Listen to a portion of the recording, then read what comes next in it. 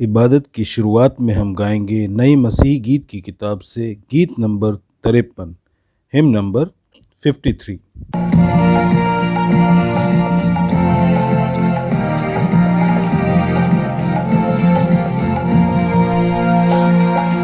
आओ आओ यीशु पास आओ, वो ही बुलाता भी। आओ आओ यीशु पास आओ, वो ही बुलाता भी। थके आंधे बोझ से दबे हो, मुक्ति दाता यीशु पास आओ।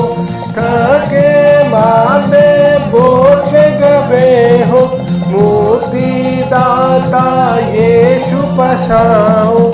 आओ आओ यीशु पास आओ, वो ही बुलाता भी। यीशु मसीह की पुकार को सुनकर ध्यान क्यों देते नहीं। यीशु मसीह की पुकार को सुनकर ध्यान क्यों देते नहीं। जग में कितनी मुसीबत उठाते, मेहनत करते चैन नहीं पाते। जग में कितनी मुसीबत उठाते, मेहनत करते चैन नहीं पाते। आओ आओ यीशु पास आओ, वो ही बुलाता भी। अभी बीता है भाई पुकारते, मौका फिर मिलता नहीं। अभी भी जगह है भाई पुकारते, मौका फिर मिलता नहीं।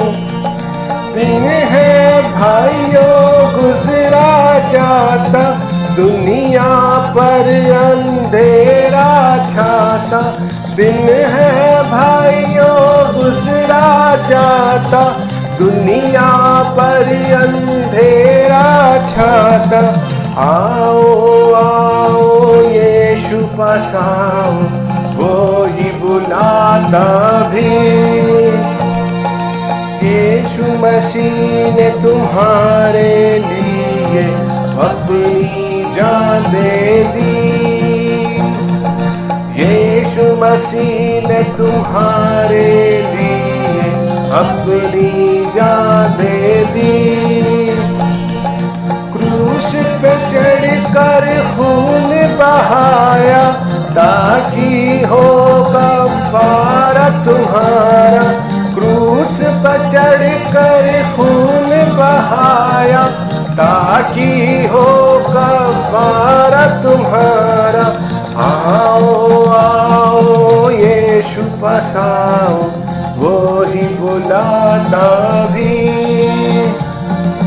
यीशु मसीह के नाम के सिवाय भाई मुक्ति मिलती नहीं।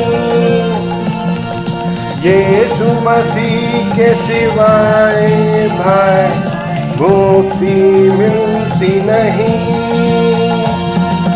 उसी में है पाप से रिहाई, वो ही देता खुशी भाई। उसी में है पाप से रिहाई, वो ही देता खुशी भाई। आओ आओ यीशु पास आओ, वो ही बुलाता भी। आओ आओ यीशु पास आओ, वो ही बुलाता भी। थके मांदे बोझ से दबे हो, मुक्ति दाता यीशु पास आओ। थके मांदे बोझ से दबे हो, मुक्ति दाता यीशु पास आओ। आओ आओ यीशु पास आओ, वो ही बुलाता भी।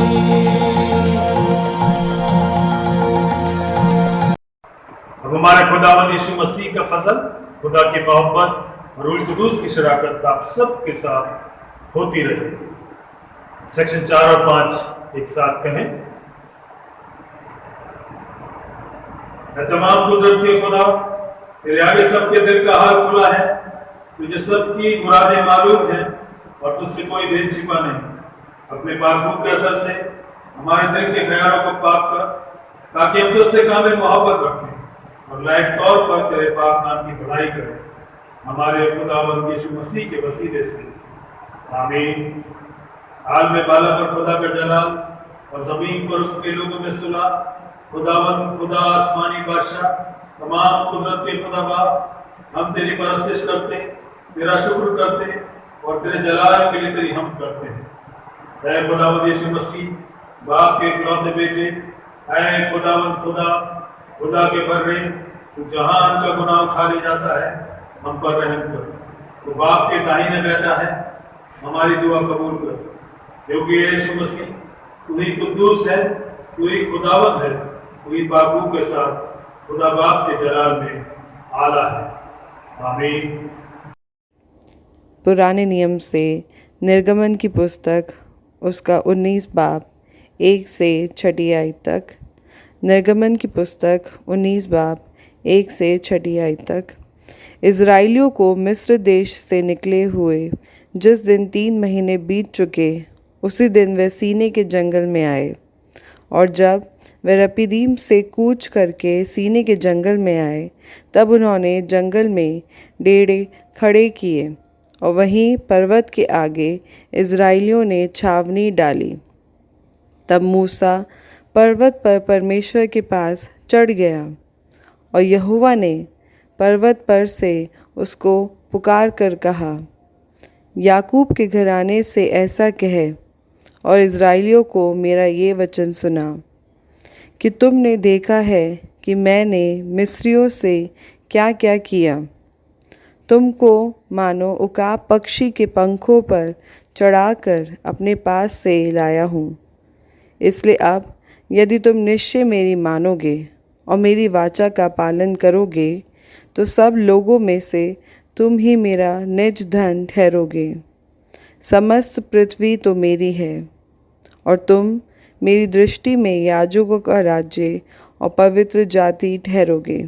जो बातें तुझे इज़राइलियों से कहनी है वो यही है।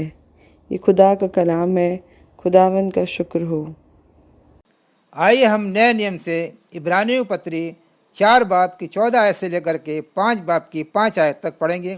वचन में इस प्रकार लिखा है, इसलिए जब हमारा ऐसा बड़ा महायाजक जो स्वर्ग से होकर गया है, अर्थात परमेश्वर का पुत्र यीशु, तो आओ हम अपने अंगीकार को दृढ़ता से थामे रहें, क्योंकि हमारा ऐसा महायाजक नहीं जो हमारे निर्बलताओं में हमारे साथ दुखी ना हो सके, वरन वह सब बातों में हमारे समान परखा तो गया तो भी निष्पाप निकला।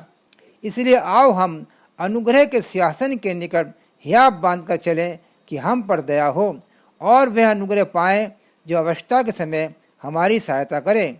क्योंकि हर एक महायाजक मनुष्यों में से लिया जाता है और मनुष्य ही के लिए उन बातों के विषय में जो परमेश्वर से संबंध रखती हैं ठहराया जाता है कि भेंट और पाप बलि चढ़ाया करे।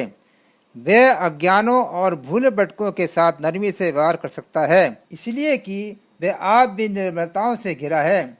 इसीलिए उसे चाहिए कि जैसे लोगों के लिए वैसे भी अपने लिए भी पाप बलि चढ़ाया करे। यह आदर का पद कोई अपने आप से नहीं लेता, जब तक कि हारून के समान परमेश्वर की ओर से ठहराया न जाए। वैसे ही मसीह ने भी महायाजक बनने की बड़ाई अपने आप से नहीं ली, पर उसको उसी ने दी जिसने उससे कहा था, तू मेरा पुत्र है, आज ही मैंने तुझे उत्पन्न किया है। ये परमेश्वर का वचन है, इसे पढ़े जाने पर और सुने जाने पर आशीष हो। धन्यवाद। इंजील के पढ़े जाने से पहले हम गाएंगे गीत यीशु बुला रहा।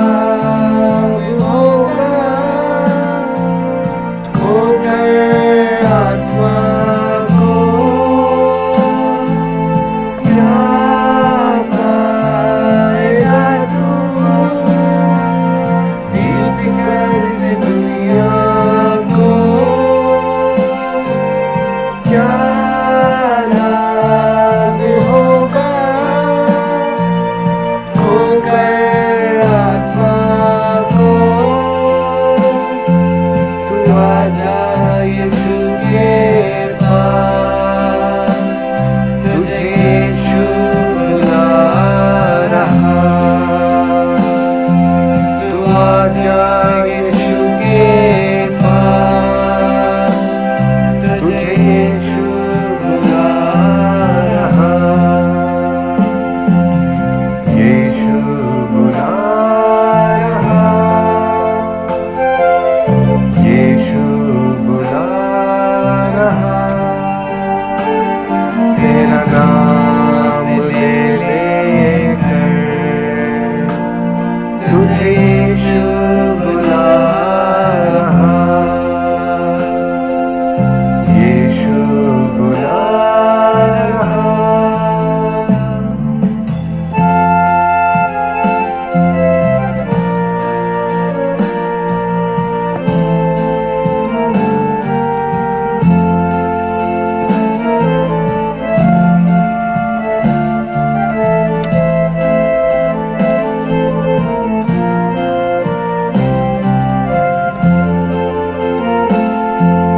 चोर आया चोरी करने, घात हत्या करने, यीशु आया जीवन देने, बताए देगा जीवन देने। चोर आया चोरी करने, घात हत्या करने,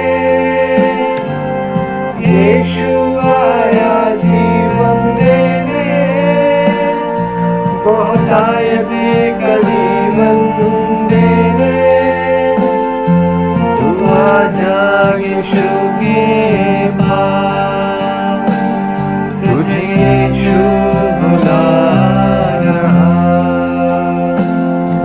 तू आजा यीशु के पास, तुझे यीशु बुला रहा,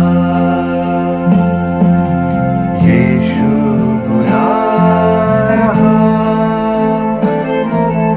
यीशु बुला रहा, तेरा नाम ले लेकर तुझे यीशु बुला रहा, यीशु बुला रहा,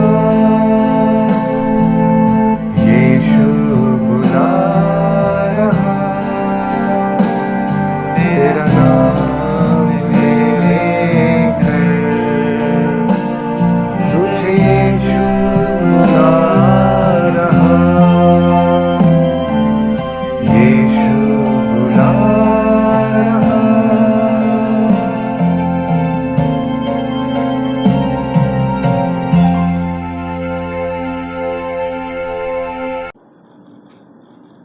हम पढ़ेंगे मुकद्दस मत्ती की इंजील, उसका 11वां अध्याय 25 आयत से 30 आयत तक। मुकद्दस मत्ती की इंजील, उसका 11वां अध्याय 25 आयत से 30 आयत तक। उस अवसर पर यीशु बोला, परमपिता, तू स्वर्ग और धरती का स्वामी है।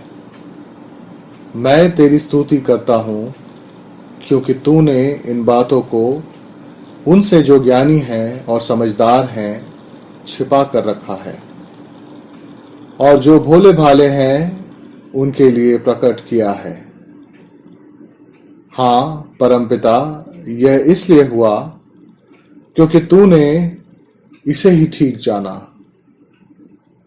मेरे परमपिता ने सब कुछ मुझे सौंप दिया, और वास्तव में परमपिता के अलावा कोई भी पुत्र को नहीं जानता, और कोई भी पुत्र के अलावा परमपिता को नहीं जानता। और हर वह व्यक्ति परमपिता को जानता है जिसके लिए पुत्र ने उसे प्रकट करना चाहा है। हे थके मांदे, बोझ से दबे लोगों, मेरे पास आओ, मैं तुम्हें सुख चैन दूंगा। मेरा जुआ लो और उसे अपने ऊपर संभालो। फिर मुझसे सीखो, क्योंकि मैं सरल हूं और मेरा मन कोमल है। तुम्हें भी अपने लिए सुख चैन मिलेगा, क्योंकि वह जुआ जो मैं तुम्हें दे रहा हूं बहुत सरल है, और वह बोझ जो मैं तुम पर डाल रहा हूं हल्का है। ये मसीह की इंजील है।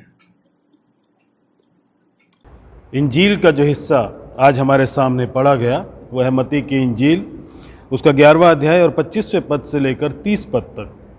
और 28वें पद में यहाँ इस प्रकार से लिखा है, हे सब परिश्रम करने वालों और बोझ से दबे हुए लोगों, मेरे पास आओ, मैं तुम्हें विश्राम दूंगा।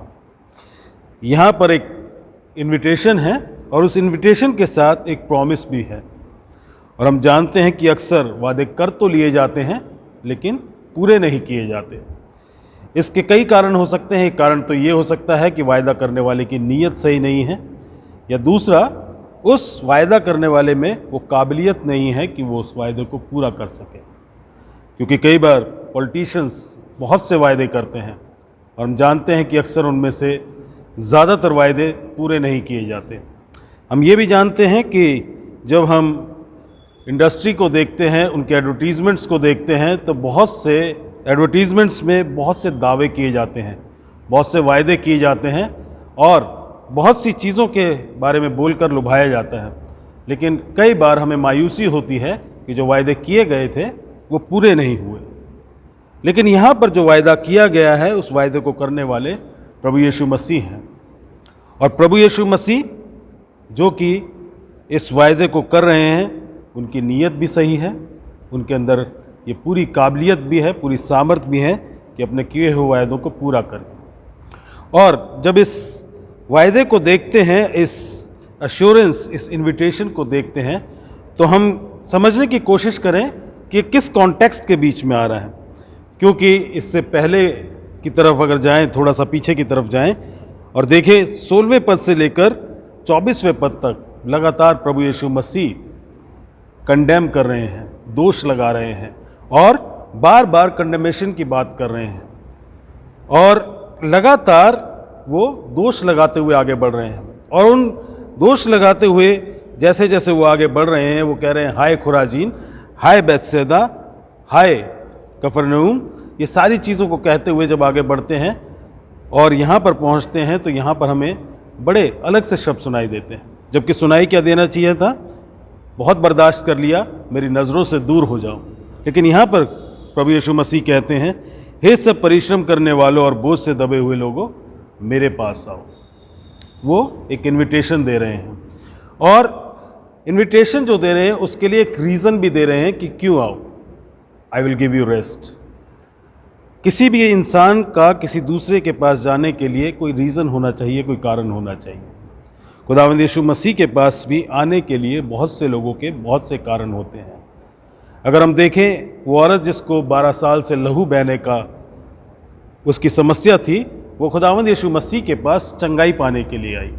और उसके बाद हम देखते हैं कि वो कोढ़ी जो खुदावंद यीशु मसीह के पास आया और उसने खुदावंद यीशु मसीह से रहम की दुहाई दी, उसको चंगाई तो चाहिए थी, शायद उस चंगाई से ज़्यादा उसे जिस सोशल डिस्टेंसिंग में रखा गया था, समाज से दूर रखा गया था, उससे भी उसे नजात चाहिए थी। हर इंसान का खुदावंद यीशु मसीह के पास आने का अलग अलग कारण होता है। आज मेरा और आपका खुदावंद यीशु मसीह के पास आने का क्या कारण है, ये मेरे और आपके लिए पहचानना और जानना निहायत ही ज़रूरी है। क्योंकि थोड़े ही समय में, शायद 4 महीने के आसपास जब हम आगे जाएंगे, क्रिसमस का सीज़न आ जाएगा। और क्रिसमस के सीज़न में एक गाना बहुत सुनाई देता है और अक्सर हम उसे बड़ा पसंद करते हैं। और वो गाना क्या है? ओ कम ऑल यू फेथफुल, आओ सब विश्वासियों। और इसके पीछे जो फीलिंग्स हैं, जो इंटेंशंस हैं, बड़ी अच्छी हैं, क्योंकि सब विश्वासियों को बुलाया जा रहा है। लेकिन सही मायनों में देखें तो ये पूरे तरीके से सुसमाचार गॉस्पल को इनकैप्सुलेट नहीं करता है। जबकि कॉल क्या होनी चाहिए? ओ कम ऑल यू फेलियर्स, तुम सब नाकामयाब और वो लोग जो ज़िंदगी में असफल हो चुके हो, तुम लोग आओ। और ये सारी चीज़ें हम इस तरीके से समझ सकते हैं कि खुदावंद यीशु मसीह इस इनविटेशन को हमें कैसे दे रहे हैं।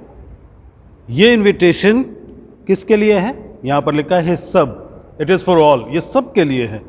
वो और कौन से लोग हैं जिनको इसमें इंक्लूड किया गया है? उसको डिस्क्राइब करते हैं खुदावंद यीशु मसीह दो तरीके से, what they do and what they suffer. वो क्या करते हैं और उन्हें क्या सहना पड़ रहा है।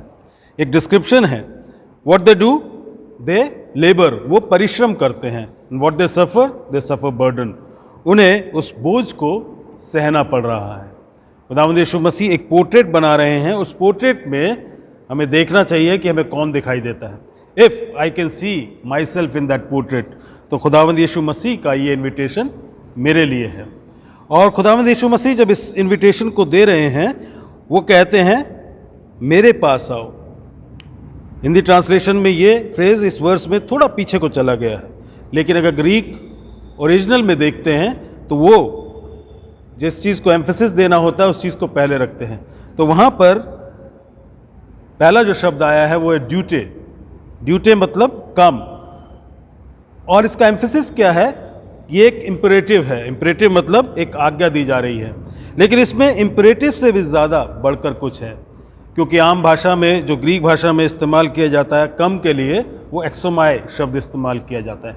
लेकिन यहाँ पे जो ड्यूटे शब्द इस्तेमाल किया गया है उसमें एक एक्सक्लेमेशन भी है, एक इंटरजेक्शन भी है, और यहाँ पर एक अर्जेंसी भी है।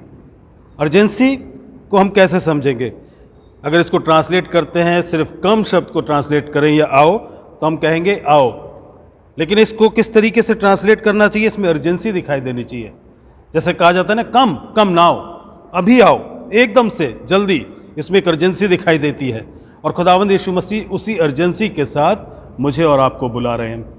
ठीक वैसे ही जैसे एक बच्चा डूब रहा है और उसका पेरेंट वोट लेके उसके पास पहुंचता है और अपना हाथ देके कहता है जल्दी से कम, टेक माय हैंड, मेरे हाथ को पकड़ ले।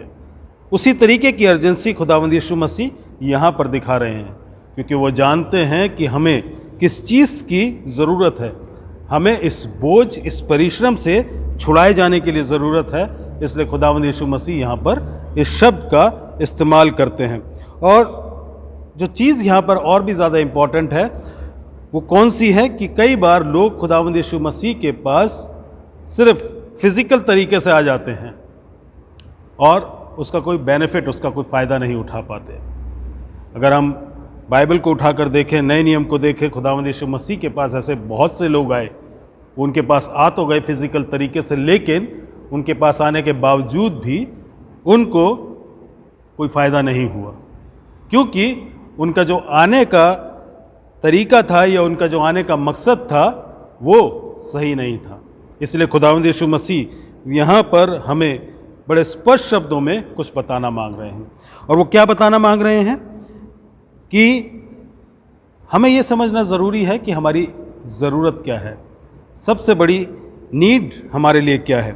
क्योंकि यहाँ पर खुदावंद यीशु मसीह कह रहे हैं, हे सब परिश्रम करने वालों और बोझ से दबे हुए लोगों, मेरे पास आओ। ये जो फ्रेज़ है, बोझ से दबे हुए लोगों और परिश्रम करने वालों, एक फिज़िकल एस्पेक्ट को रिप्रेजेंट करते हैं, एक जिस्मानी तरीके से चीज़ को प्रदर्शित करते हैं। खुदावंद यीशु मसीह एक फिज़िकल चीज़ का मेटाफर लेके, एक एग्जाम्पल लेके, एक उदाहरण लेके रूहानी बात को समझाने की कोशिश कर रहे हैं। यहाँ पर हम देख सकते हैं कि खुदावंद यीशु मसीह जो पिक्चर जो पेंट कर रहे हैं परिश्रम करने वाले की, वो क्या पिक्चर है?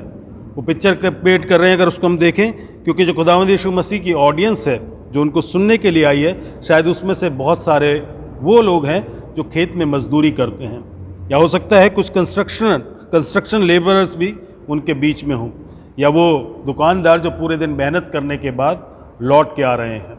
और ऐसे बहुत से लोग हो सकते हैं जो पूरे दिन की मेहनत करने के बाद रोज़ अपने घरों को लौटते हैं, और वो खुदावंद यीशु मसीह की इस बात को सुन रहे हैं। एक ऐसी पिक्चर है कि जैसे एक मज़दूर पूरे दिन भर मेहनत कर रहा है। अगर लेबर की बात करें, एक ऐसे कंस्ट्रक्शन लेबर की बात करें जिसे पूरे दिन मेहनत करनी पड़ती है, और वो मेहनत कैसी होती है?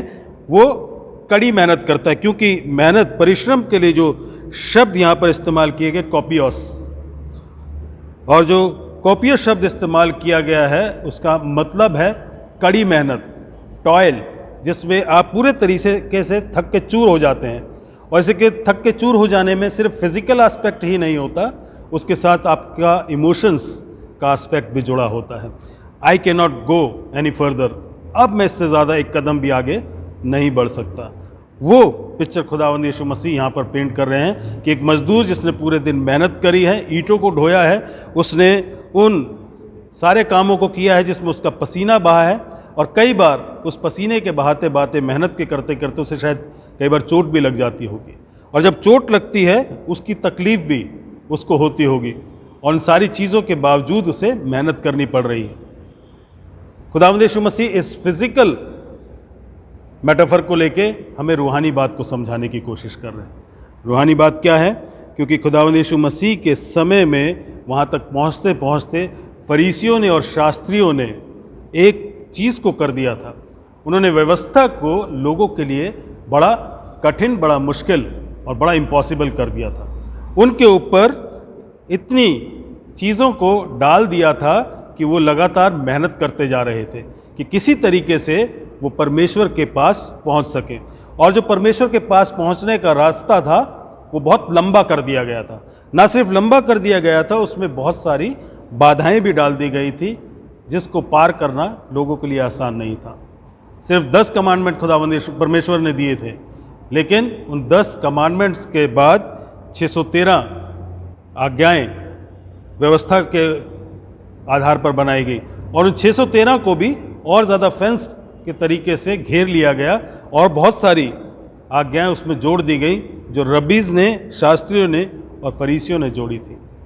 और इसलिए परमेश्वर जिसको बहुत नज़दीक लोगों को पाना चाहिए था, वो उनसे बहुत दूर हो गया था, और लगातार लोग मेहनत करे जा रहे थे, परिश्रम करे जा रहे थे, उसकी तरफ बढ़ने की कोशिश कर रहे थे। अगर सिर्फ 10 आज्ञाओं को ही लें तो एक इंसान कोशिश करता है कि आज पहला स्टेप मैं चढ़ूँ, फिर दूसरा, तीसरा, चौथा, इस तरीके से मेहनत करके, बड़ी मेहनत के साथ वो आगे बढ़ने की कोशिश करता है।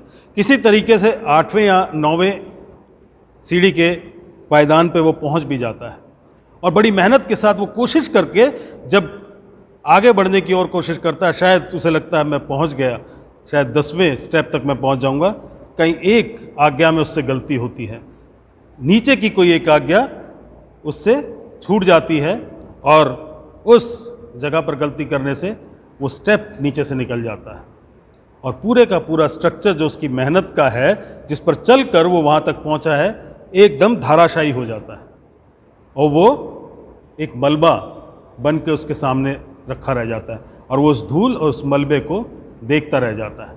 उसकी सारी मेहनत बेकार हो जाती है, जो उसने अपने कामों के द्वारा परमेश्वर के पास पहुंचने की कोशिश की है, वो सारी विफल हो जाती है। और अगर हम इसको देखें, पौलुस बड़े अच्छे शब्दों में हमें बताता है, रोमियो की पत्री उसके 7वें अध्याय में 14 पद से आगे अगर हम देखें तो वहाँ पर अपने इस स्ट्रगल, इस मेहनत और इन कोशिशों का, इन एफर्ट्स का वो जिक्र करता है। यहाँ पर लिखा है, हम जानते हैं कि व्यवस्था तो आत्मिक है, परंतु मैं शारीरिक और पाप के हाथ बिका हुआ हूँ। मैं करता हूँ उसको नहीं जानता, क्योंकि मैं जो चाहता हूँ वो नहीं किया करता, परंतु जिससे मुझे घृणा आती है वही करता हूँ। 21वें पद से आगे लिखा है, इस प्रकार मैं ये व्यवस्था पाता हूँ कि जब भलाई करने की इच्छा करता हूँ तो बुराई ही मेरे पास आती है, क्योंकि मैं भीतरी मनुष्यत्व से तो परमेश्वर की व्यवस्था से बहुत प्रसन्न रहता हूँ, परंतु मुझे अपने अंगों से दूसरे प्रकार की व्यवस्था दिखाई पड़ती है, जो मेरी बुद्धि व्यवस्था से तो लड़ती है और मुझे पाप की व्यवस्था के बंधन में डालती है जो मेरे अंगों में है। मैं कैसा अभागा मनुष्य हूँ, मुझे इस मृत्यु की देह से कौन छुड़ाएगा। कोई भी इंसान जो लगातार मेहनत कर रहा है, इस तरीके की कोशिश कर रहा है कि वो अपने कामों से अपने आप को अच्छा साबित कर दे, हम नहीं कर सकते, क्योंकि हमारा स्वभाव पाप में स्वभाव है, और हम अपनी सारी कोशिशों के बावजूद, अपनी सारी मेहनत और अपने सारे परिश्रम के बावजूद भी उद्धार को अपने कामों के द्वारा नहीं पा सकते हैं। We can not live perfect life, क्योंकि हम कितनी भी कोशिश करें, कहीं ना कहीं हम गलती ज़रूर करते हैं, हमसे गुनाह हो जाता है, क्योंकि वो हमारे स्वभाव में है। इसलिए खुदावंद यीशु मसीह ये बताना मांग रहे हैं कि अपनी खुद की मेहनत से, अपने खुद के कामों से, अपने खुद के अच्छे भले कामों से अगर हम सोचते हैं कि उद्धार पालेंगे, हम नहीं पा सकते, क्योंकि खुदावंद यीशु मसीह बता रहे हैं कि जो स्ट्रक्चर, जो ढांचा अपने कामों के द्वारा हम बनाते हैं वो ढह जाता है, वो कोलैप्स कर जाता है। इसलिए हम अपनी ज़िंदगी, अपनी इम्परफेक्ट ज़िंदगी की ओर ना देखें, हम खुदावंद यीशु मसीह की परफेक्ट ज़िंदगी, उनके उस कामिल ज़िंदगी के उन कामिल कामों को देखें जो उन्होंने पूरी व्यवस्था को पूरा करके दिखाया, पूरी आज्ञाकारिता को पूरा करके दिखाया, और अपनी ज़िंदगी में हर एक बात में वो बेदाग और निष्पाप रहे। खुदावंद यीशु मसीह अपनी उस कामिल परफेक्ट ज़िंदगी को हमारे लिए देते हैं। अजीज़ों, मुझे और आपको उस ज़िंदगी को अपनी ज़िंदगी में अपनाना है। और दूसरी चीज़ जो यहाँ पर है वो लिखा है, ये सब परिश्रम करने वाले और बोझ से दबे हुए लोगों। जो बोझ की बात की गई है यहाँ पर, जो शब्द ग्रीक भाषा में इस्तेमाल किया गया है फोर्तीजो, उसका मतलब है टू ओवरलोड, किसी के ऊपर उतना बोझ डाल देना जो उसकी कैपेसिटी से ज़्यादा है, किसी चीज़ को ओवरलोड कर देना। एक पिक्चर है जिसे हम समझ सकते हैं, जो शिप होते हैं उन्हें जब ओवरलोड कर दिया जाता है, कंटेनर्स उसके ऊपर एक के ऊपर एक रख दिए जाते हैं और जितनी उसकी क्षमता है उससे ज़्यादा रख दिया जाता है। उस पिक्चर को यहाँ पर खुदावंद यीशु मसीह पेश करने की कोशिश कर रहे हैं।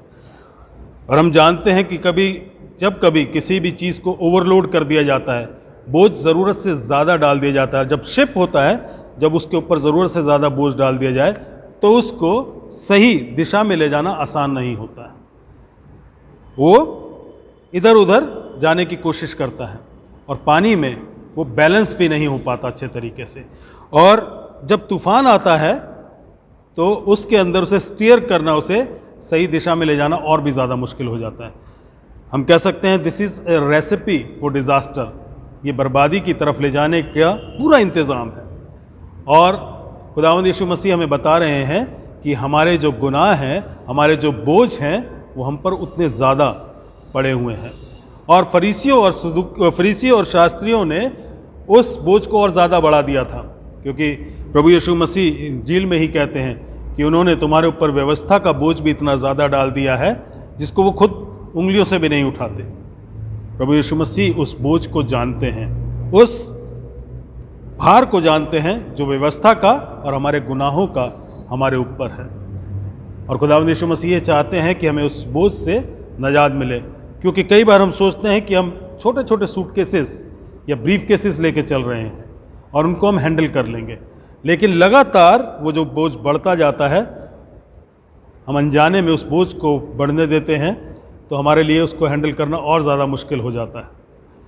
अगर आपने जॉन बनियन की वो किताब या वो मूवी जिसका नाम है पिलग्रिम प्रोग्रेस, उसको देखा है, तो उसमें एक कैरेक्टर है, मेन कैरेक्टर क्रिश्चियन के नाम से, उसकी पीठ पे बहुत सारे बैग पूरे पिक्चर में अगर आप देखें तो लदे हुए हैं। वो बोझ बढ़ता जा रहा है और वो उस बोझ से दबता जा रहा है।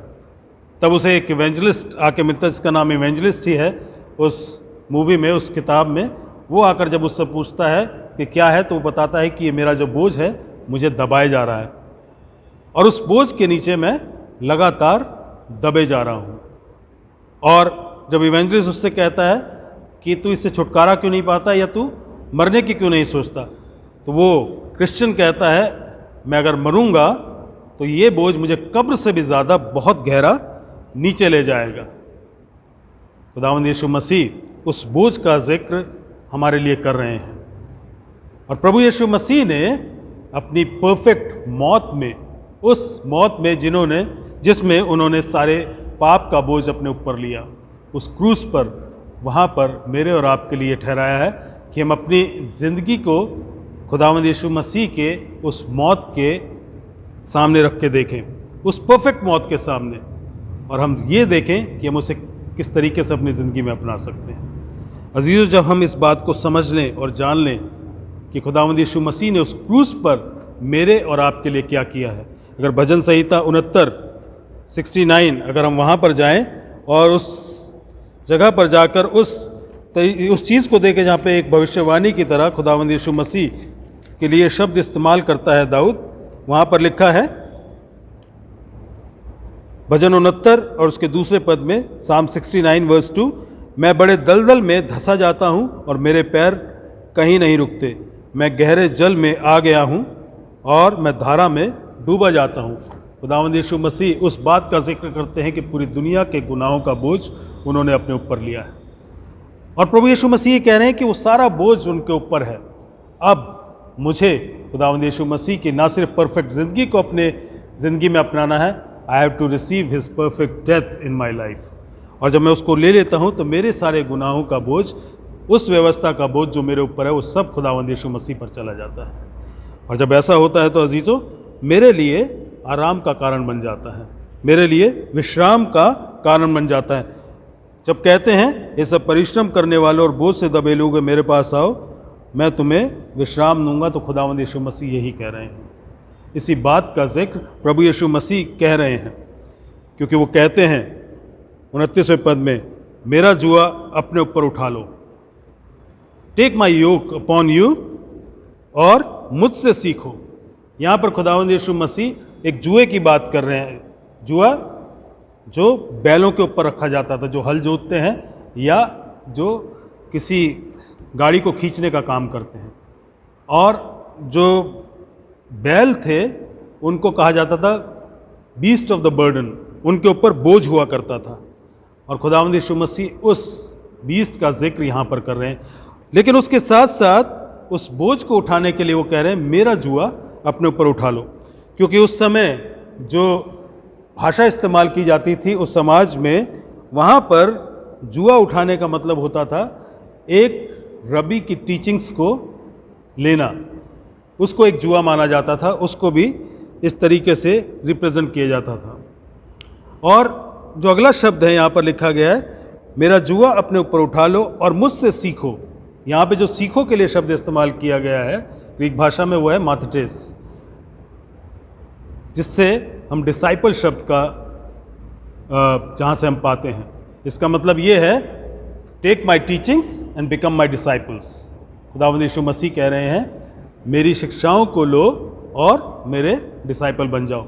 इसका मतलब ये है कि खुदावंद यीशु मसीह ये कह रहे हैं वो शिक्षाएं, वो टीचिंग्स जो तुम्हें फरीसियों और शास्त्रियों से मिली हैं, जिनसे तुम्हारा बोझ बढ़ गया है, जिनसे तुम्हें बहुत ज़्यादा मेहनत करनी पड़ रही है, उस जुए को उतार कर अब मेरा जुआ, take my yoke upon you. खुदावंद यीशु मसीह कह रहे हैं take the yoke of grace that leads to solvation.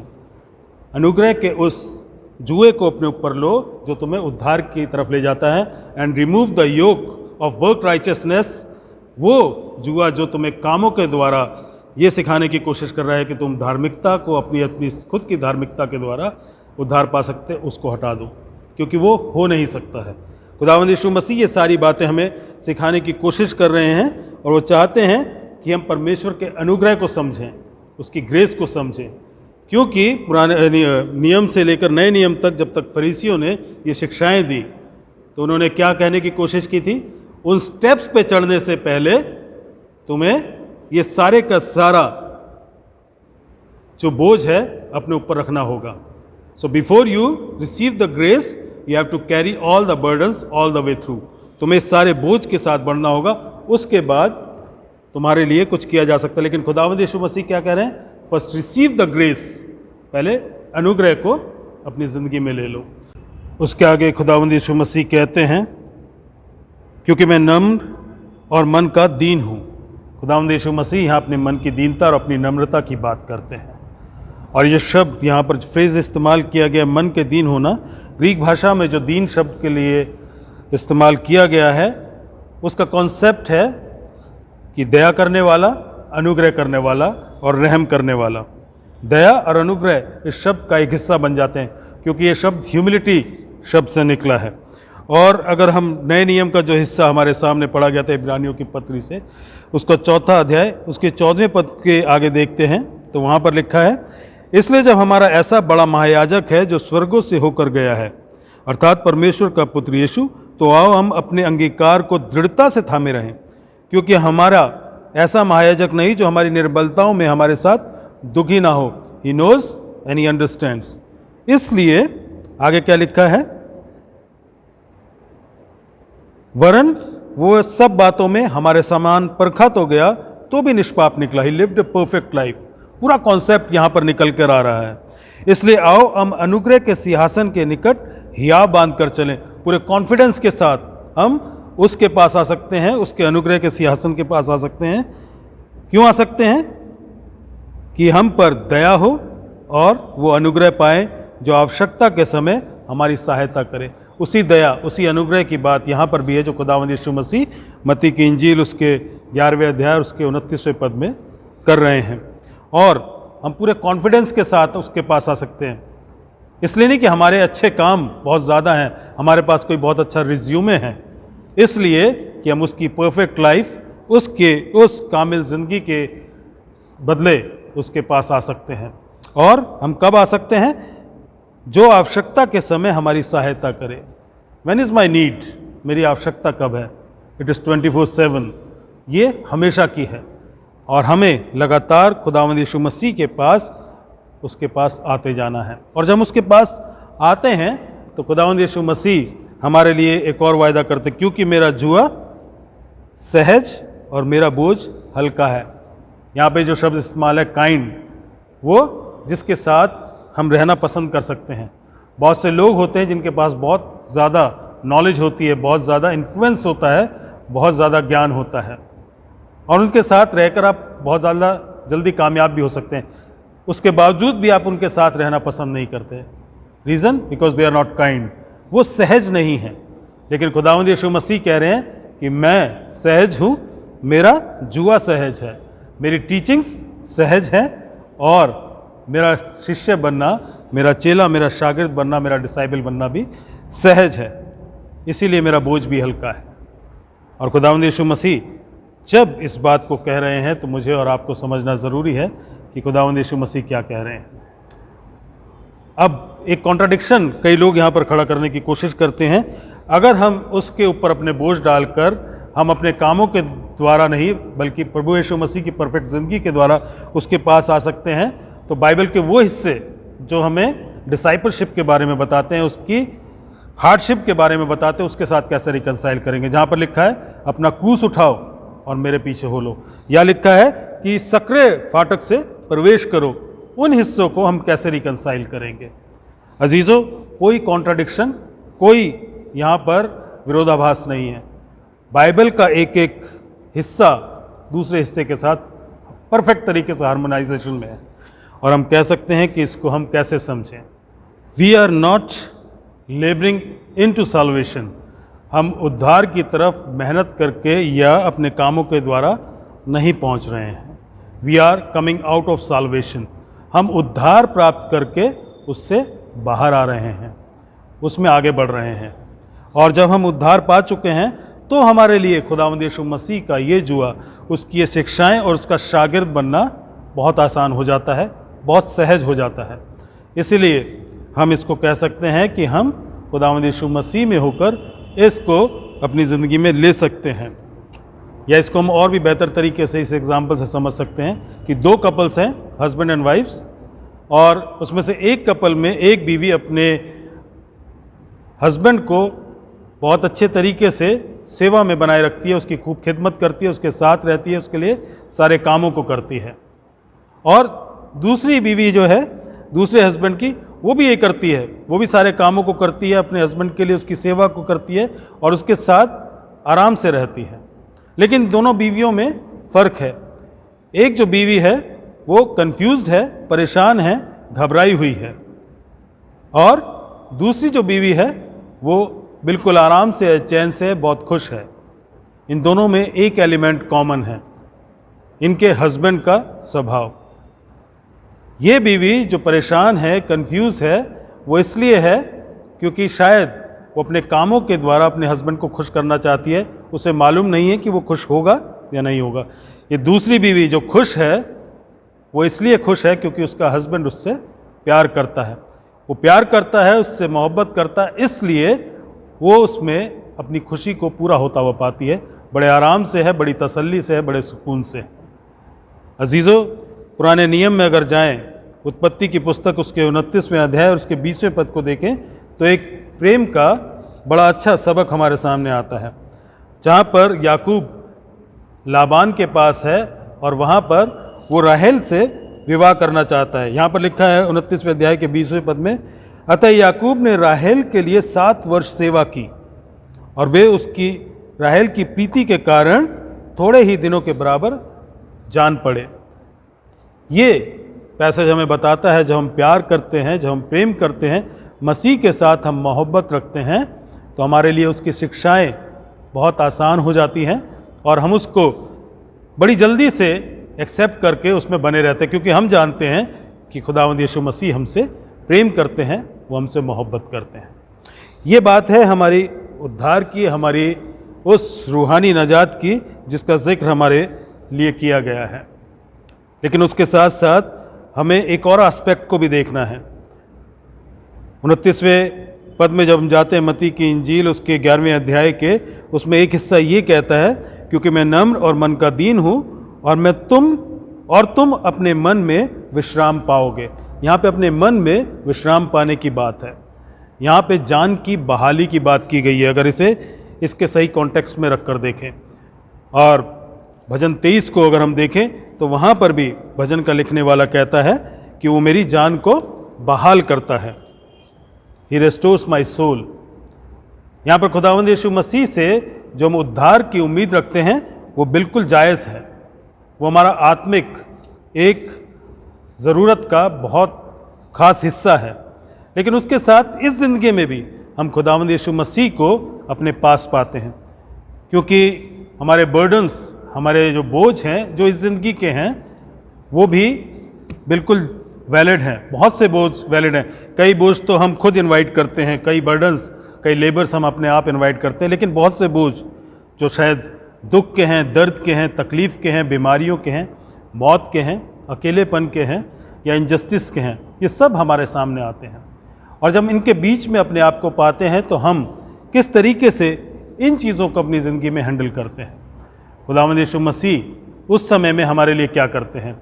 अगर हम देखें भजन 23 को, अगर देखें जो आज का भजन था, अगर आपने नोटिस किया होगा आज रीडिंग्स में भजन को नहीं रखा गया। पर्पसली मैंने इसलिए किया था शायद कि आज मैं इस भजन को थोड़े अच्छे तरीके से आपके साथ शेयर कर सकूं। भजन 23 में यहाँ पर खुदावंद यीशु मसीह का हमारे साथ में होना और उसके द्वारा हमारी सारी ज़रूरतों को, जो इस दुनिया की हैं और आने वाली दुनिया की, दोनों ज़रूरतों को पूरा करने की बात है। वो हमें दुख, तकलीफ़ और दर्द में, मुश्किल वक्त में अकेला नहीं छोड़ता है। और जब हम भजन 23 में जाते हैं, मैं इब्रानी भाषा में और उसके साथ साथ हिंदी में भी उसको phrase by phrase, verse by verse आपके सामने रखने की कोशिश करता हूँ। भजन 23 इब्रानी भाषा में शुरुआत होती है मिज़मोर ले दावीद, दाऊद का भजन, और उसके बाद लिखा गया है एदनाय रोए लो इकसार, यहोवा मेरा चरवाहा है, मुझे कुछ घटी ना होगी। बिनोद देशे यार बितसेनी आलमे में नखोत ये ना लेनी। वो मुझे हरी हरी चराइयों में बिठाता है, मेरी ज़रूरतों को पूरा करता है। वो मुझे सुखदाई जल के झरने के पास ले जाता है। रेस्टफुल वाटर्स की बात यहाँ पर की गई है, यहाँ पे भी रेस्ट की बात की गई है। और उसके आगे है नावशी यशुवे व्यनखेनी बेमगले से देख लेमान शमो, वो मेरी जान को बहाल करता है, रिस्टोर्स माई सोल। ठीक वही शब्द यहाँ पर इस भजन 23 में आते हैं जो खुदावंद यीशु मसीह मत्ती 11:29 में कहते हैं कि तुम अपने मन में विश्राम पाओगे। वहाँ पे भी सोल रेस्टोरेशन की बात है, यहाँ पे भी जान के बहाल किए जाने की बात है। और अपने धर्म के मार्गों पर अपने नाम के निमित्त मेरी अगुवाई करता है। उसके बाद मेरी फेवरेट आयत यहाँ पर आती है और हम सब की फेवरेट होनी चाहिए, क्योंकि यहाँ पर लिखा है गाम की अलेख बेगई सलमावेत लोई रारा की अताई मादी शिफ्त का वो मिशान देखा हिमाए ना खमूनी। चाहे मैं घोर अंधकार से भरी तराई से होकर चलूं तो भी हानि से ना डरूंगा, क्योंकि तू मेरे साथ है, तेरे सोटे और तेरी लाठी से मुझे शांति मिलती है। यहाँ पर खुदावंद यीशु मसीह का हमारे साथ होना और उस वक्त हमारे साथ होना जब हमारे ऊपर सारे बर्डन्स हैं, सारे बोझ हैं, जब हम मेहनत कर रहे हैं और इन सारी तकलीफ़ों को चाहे वो दर्द है, बीमारी है, मौत है, अकेलापन है या इनजस्टिस है, उस समय में भी, उस डिफ़िकल्ट टाइम में भी हमें ना डरने की ज़रूरत है, ना घबराने की ज़रूरत है, क्योंकि खुदावंद यीशु मसीह हमारे साथ उस वक्त भी हैं। और उनके सोटे और उनकी लाठी का जो आश्वासन है, जो प्रोटेक्शन और गाइडेंस है, हमें लगातार मिलती रहती है। और इसलिए हम खुदावंद यीशु मसीह की उस अपने साथ होने की उपस्थिति को महसूस करके हर एक चीज़ का सामना कर सकते हैं इस प्रेजेंट ज़िंदगी में भी, क्योंकि खुदावंद यीशु मसीह इसलिए आए कि हम अनंत जीवन पाएँ और इस जीवन में भी बहुतायत का जीवन पाएँ। इसलिए खुदावंद यीशु मसीह अपनी सहभागिता, अपनी उपस्थिति हमारे जीवन में बनाए रखते हैं। और आगे है, तारोकले फनाई शुल्खान नेगित सोरेराई, तू मेरे सताने वालों के सामने मेरे लिए मेज़ बिछाता है। उस मुश्किल घड़ी में जब मैं चारों ओर से घिरा हुआ हूँ अपने दुश्मनों से, you are my comfort and you prepare a table before my enemies for me, मेरे लिए सारे इंतज़ाम को तू करता है। और उससे आगे है, दिशांता बशे में रोशी कोसी रवाया, तूने मेरे सिर पर तेल मला है, मेरा कटोरा उमड़ रहा है। इस सारे दुनिया के सारे कामों में, इस सारे माहौल में तू मेरे साथ है। और ना तू सिर्फ मेरे साथ है, तू मुझे अनॉइंट भी करता है और मेरी ब्लेसिंग्स, मेरी बरकतों को दूसरों के लिए भी अब मेरी ज़िंदगी से निकालता है। और इसके आगे वो वायदा है जो हम यहाँ पर पाते हैं मत्ती 11 में, आक्तोवा खसेद यरदफूनी कोल ये में ख्याई विशावती बेबेत हाशिम लेओर ख्यामीम, मैं हमेशा परमेश्वर के धाम में वास करूँगा अनंत जीवन के लिए, और उससे पहले हमेशा इस जीवन में भलाई और करुणा सदा मेरे साथ बनी रहेगी। वो मेरे साथ हमेशा बना रहेगा, चाहे मुझे इस मुश्किल दौर में बहुत सी चीज़ों को फेस करना पड़ रहा है। आज के दौर में हो सकता है कि लोग सोशल डिस्टेंसिंग कर रहे हो, लेकिन परमेश्वर ने अपने आप को हमसे दूरी पर नहीं रखा है। प्रभु यीशु मसीह हमारे साथ हैं।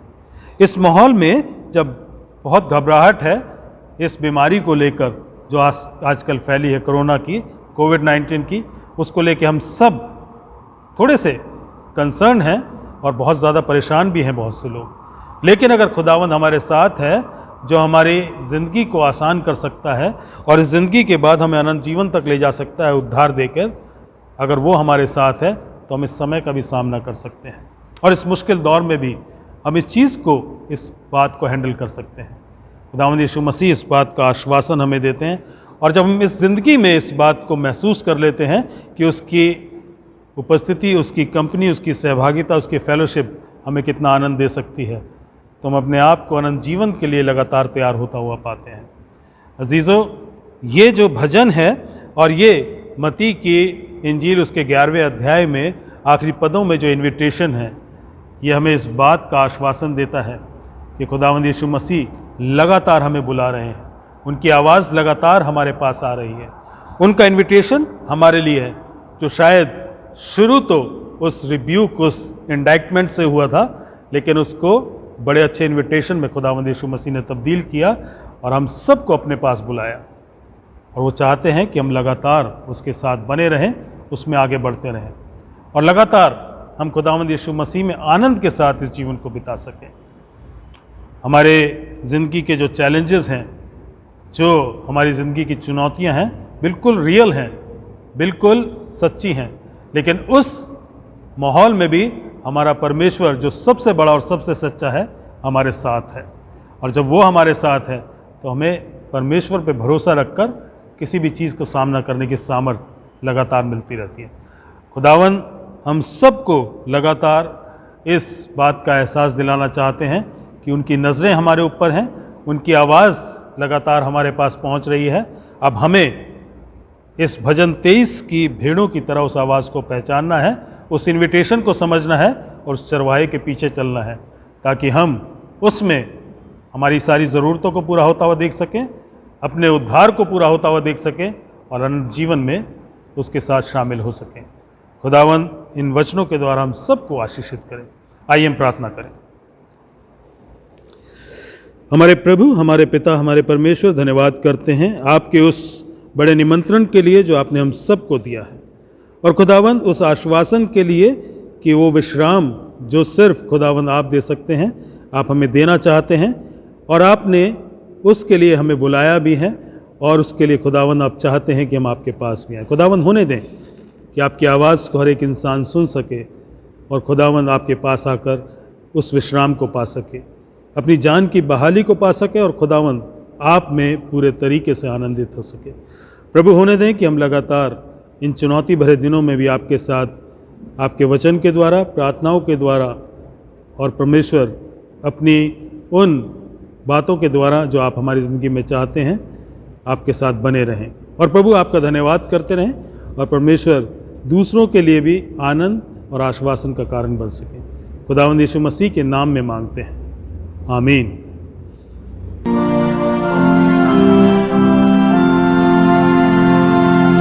मैं ईमान रखता हूँ एक खुदा का मतलब पर, जो आसमान और जमीन और सब देखी और अनदेखी चीजों का खालिक है।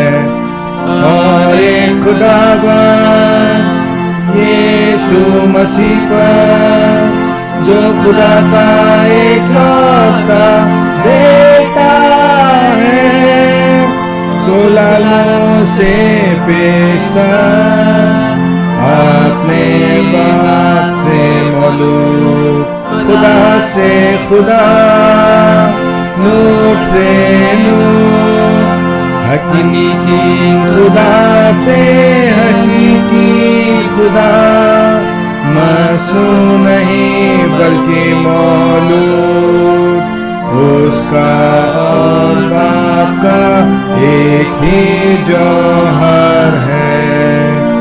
उसके वसीले से कुल चीजें बनी, वो हमारियों के लिए और हमारी मदद के वास्ते आसमान पर से उतर आया और रूह कुदूस की कुदरत से कुंवारी मरियम से मुजस्सम हुआ और इंसान बना और पिलातुस के अहद में हमारे लिए मसलूब भी हुआ। उसने दुख उठाया और दफन हुआ और तीसरे दिन पाक नवेश्तों की बानू जी उठा और आसमान पर चढ़ गया और बाप के दाहिने बैठा है। वो जलाल के साथ जिंदों और मुर्दों की अदालत के लिए फिर आएगा। उसके सल्तनत खत्म ना होगी और मैं ईमान रखता हूँ कुदूस पर, जो खुदावंद और दिन की बख्शने वाला है। वो बाप और बेटे से सादिर है, उसकी बाप और बेटे के साथ प्रस्तिश व ताज़ीम होती है। वो नबियों की ज़बानी बोला। मैं एक पाक कैथलिक रसूल कलीसिया पर ईमान रखता हूँ। मैं एक बपतिस्मे का जो गुनाहों की माफी के लिए है इकरार करता हूँ और मुर्दों की क़यामत और आइंदा जहान का इंतज़ार करता हूँ। आमीन। आज की इबादत में एक बार फिर से मैं आप सबका स्वागत करना चाहता हूं, क्योंकि परमेश्वर हमें बार बार ये मौका दे रहे हैं कि हम एक दूसरे के साथ रूबरू हो सकें, एक दूसरे के साथ दुआ में शामिल हो सकें। परमेश्वर का धन्यवाद भी करते हैं और धन्यवाद करना चाहते हैं तमाम लोगों का जो इस ऑनलाइन ज़रिए से दुआओं में शामिल हो रहे हैं। उन सब का जो हौसला अफजाई भी कर रहे हैं और बहुत एनकरेज भी कर रहे हैं। परमेश्वर आप सब पर अपना अनुग्रह बनाए रखें। आने वाले दिनों में भी अभी इसी सिलसिले के चलते हम ऑनलाइन तरीके से ही दुआओं में शामिल होंगे, और जब भी नया तरीका होगा या गिरजाघरों में दुआएं शुरू होंगी, किस तरीके से होंगी, किस फॉर्मेट में होंगी और किन नॉर्म्स के साथ होंगी, ये आपको इत्तला दे दी जाएगी। लेकिन तब तक हम इसी तरीके से दुआओं में ऑनलाइन यूट्यूब के ज़रिए दुआओं में शामिल होते रहेंगे। आप सब एक दूसरे के साथ बातचीत भी कर रहे हैं, मिलजुल भी रहे हैं, कोशिश कर रहे हैं कि आप एक दूसरे को एनकरेज कर सकें। यकीनन एक बड़ा अच्छा तरीका है। हम आपस में एक दूसरे को हौसला अफजाई देते रहें और दुआओं में उठाए रखें, क्योंकि दुआएं हम सब के लिए ज़रूरी हैं। हमारे बीच में, हमारे कलीसियाओं में कुछ बीमार हैं। हमारी कलीसिया होली ट्रिनिटी चर्च के कुछ लोग हैं जिनके नाम मेरे पास हैं। बहुत से ऐसे लोग भी हैं जिन्होंने शायद नाम नहीं दिए हैं। हम उनके लिए भी प्रार्थना करेंगे, और वो भी लोग जो किसी भी तरीके से किसी भी बीमारी में हैं, हम उन सब के लिए प्रार्थना करना चाहते हैं। जो नाम मेरे पास हैं वो ये हैं: Mr Surendra Jones, Mr Sunil Kanwar, Mrs Veena Lee, Teresa Johnson, Shobha Das, Nargis Jackson, Vanita Lazar, Dolly, Pradeep Sharma, Arun Wilson, Joseph Thomson, Rohini, Anita Paul, Kusum Paul, Rajkumari Rose, Jessica और मिसेस शीला डैनियल और प्रोमिला जॉन। हम इनके लिए और बीमारों के लिए प्रार्थना करें। आइए हम दुआ करें। प्यारे जीवित सामर्थी परमेश्वर, धन्यवाद करते हैं जीवन के लिए, जीवन की हर एक उस आशीष के लिए जो आपने हमें दी है। परमेश्वर, धन्यवाद करते हैं कि आपने हमें अब तक जीवित रखा और परमेश्वर संभाल के रखा। प्रभु, हम इस समय अपने उन अजीज़ों को आपके सामने लाना चाहते हैं जो बीमार हैं और परमेश्वर जिस्म की तकलीफ़ को झेल रहे हैं। प्रभु, इन लोगों के जिनके नाम आपके सामने लिए गए, या आपकी कलीसिया के वो तमाम लोग जो खुदावंद आपके नज़रों के सामने हैं और बीमार हैं, परमेश्वर अपना चंगाई भरा हाथ उन पर रखें। खुदावंद अपने रहम में होकर उनको शिफा बख्शें और प्रभु उनके जिस्म में तंदुरुस्ती को दें, ताकि खुदावंद वो अच्छी सेहत को पाकर अपनी ज़िंदगी को अच्छे तरीके से जीने वाले हो सकें और खुदावंद आपके लिए गवाही का कारण बने। प्रभु, अपना अनुग्रह हम सब पर बनाए रखें और खुदावंद होने दें कि हर एक उस इंसान पर जो इनकी सेवा करते हैं, जो इनका इलाज करते हैं या किसी भी तरीके से इस इलाज के काम में, सेवा के काम में इन्वॉल्व हैं, उन सब पर आपकी बरकत का हाथ। खुदावंद एक बार फिर से उन सब लोगों को जो इस समय हमें देख रहे हैं, उन सब लोगों को जो इस समय हमें सुन रहे हैं, परमेश्वर आपके हाथों में सौंपते हैं। खुदावंद सबको हर एक को उस बीमारी से बचा कर रखें जो आसपास फैल रही है, और परमेश्वर हर एक उस तकलीफ़ से निजात दिलाएं जो उनकी ज़िंदगियों में है। खुदावंद सबको आपके हाथों में सौंपते हुए इस दुआ को खुदावंद यीशु मसीह के नाम से मांगते हैं, आमीन। आइए हम सब इंसानों के लिए दुआ करें और अपनी दुआओं को खुदावंद यीशु मसीह की दानी सिफारिश के साथ पेश करें। आए आसमानी बाप, हम तुझसे दुआ करते हैं कि सारे जहान में इंसाफ और सुलह कायम हो और हर इंसान बहुतायत से ज़िंदगी पाए। आए रहीम खुदावंद, हमारी दुआ सुन।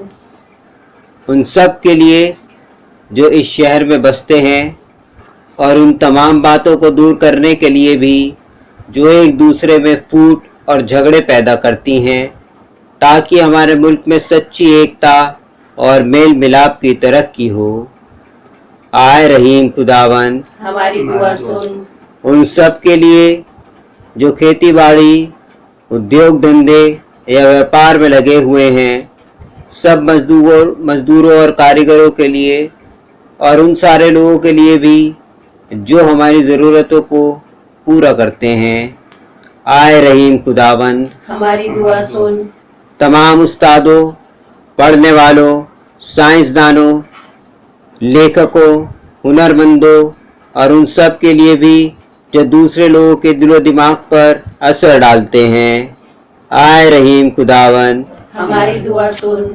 उन सब के लिए जो दुख या तकलीफ उठा रहे हैं, बेरोजगार हैं, गरीब और भूखे हैं, मुहताज जो कुचले हुए हैं, जो बीमार या मरने के करीब है। खास तौर से हम प्रार्थना करते हैं कोरोना वायरस के लिए कि खुदावन इस बीमारी को जल्द से जल्द ख़त्म करे और सब स्वस्थ हो जाएं और खुदावन को धन्यवाद देने वाले हो सकें। और उन सब के लिए भी जो उनकी मदद करते हैं। आए रहीम खुदावन, हमारी दुआ सुन। उन सब के लिए जिन्हें इस मुल्क और दूसरे मुल्कों में इख्तियार दिया गया है, खासकर हमारे राष्ट्रपति रामनाथ कोविंद, प्रधानमंत्री नरेंद्र मोदी, इस सूबा के गवर्नर अनिल बैजल और मुख्यमंत्री अरविंद केजरीवाल, चीफ जस्टिस शरद बोबडे और उन सब के लिए भी जो किसी भी तरह का इख्तियार रखते हैं। आए रहीम खुदावन, हमारी दुआ सुन। सब मसीही लोगों की एकता और मेल मिलाप के लिए और दुनिया में उनके मुनासिब तौर से गवाही देने और खिदमत करने के लिए। आए रहीम खुदावन, हमारी दुआ सुन। इस मुल्क में तेरी तमाम कलीसिया के लिए, उसकी कौंसिलों और रहनुमाओं के लिए, खासकर हमारे मॉडरेटर पीसी सिंह, दक्षिण भारत की कलीसिया के मॉडरेटर ए धर्मराज और मार्थोमा कलीसिया के मेट्रोपॉलिटन जोसेफ, हमारे बिशप वारिस मसीह और तेरी कलीसिया के तमाम दीगर खादिमों के लिए, खास तौर से हमारे पासवान रेवरेंड जेकब जेम्स और डीकन जोएल लागर के लिए कि वे अपनी खिदमत को वफादारी से बजा लाएं। आए रहीम खुदावन, हमारी दुआ सुन। ये बख्श कि तेरे उन तमाम लोगों के साथ जिन्होंने वफादारी से इस दुनिया में तेरी खिदमत की है, हम भी तेरी बादशाही की अब्दी खुशी में शरीक हों। आए रहीम खुदावन, हमारी दुआ सुन।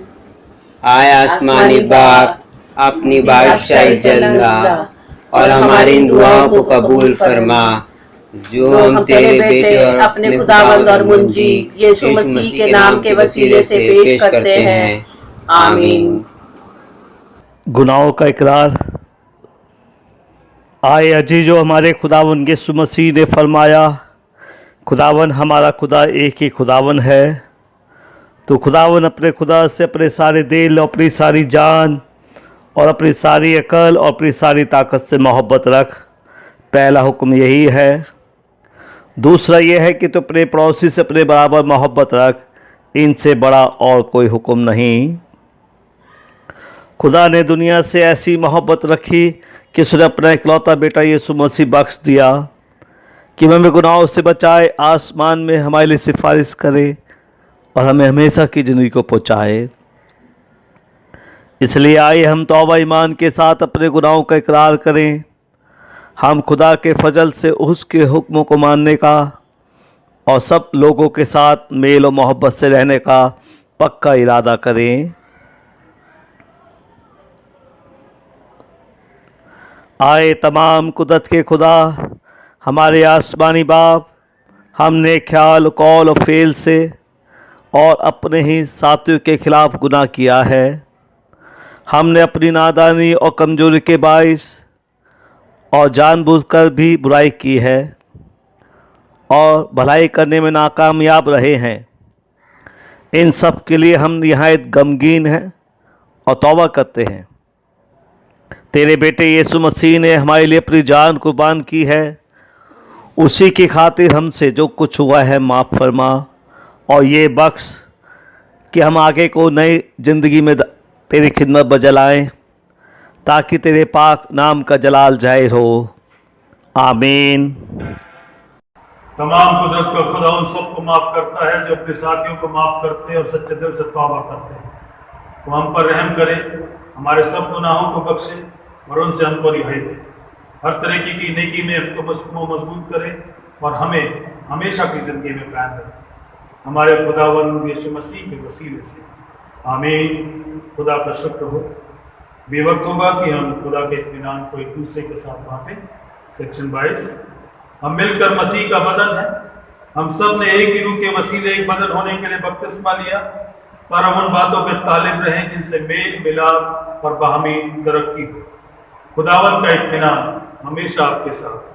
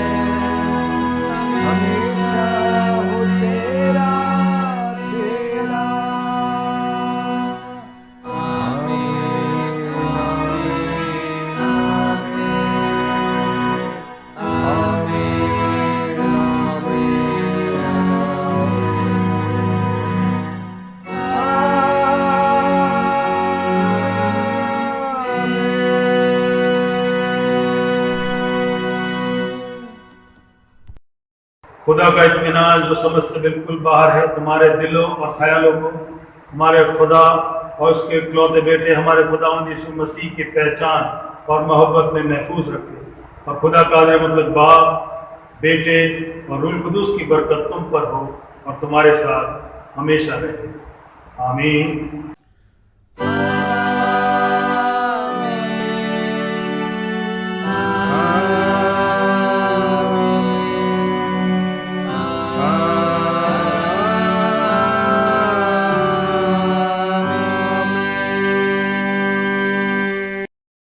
इबादत के आखिर में हम गाएंगे आत्मिक गीत माला से गीत नंबर 255, हिम नंबर 255।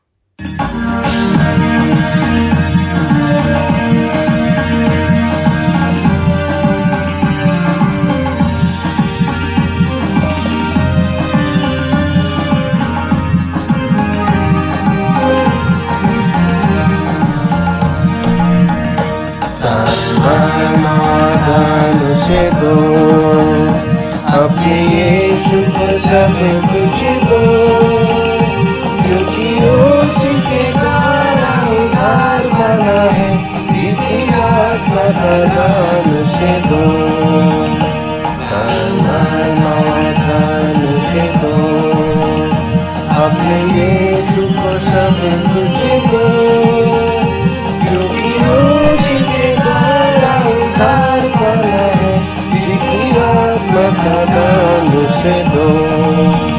अगर यीशु के बनना चाहो, कुछ करके दिखाना होगा।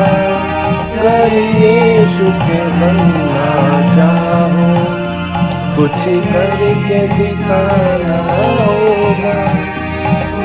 बचना काफी नहीं है, औरों को बचाना होगा।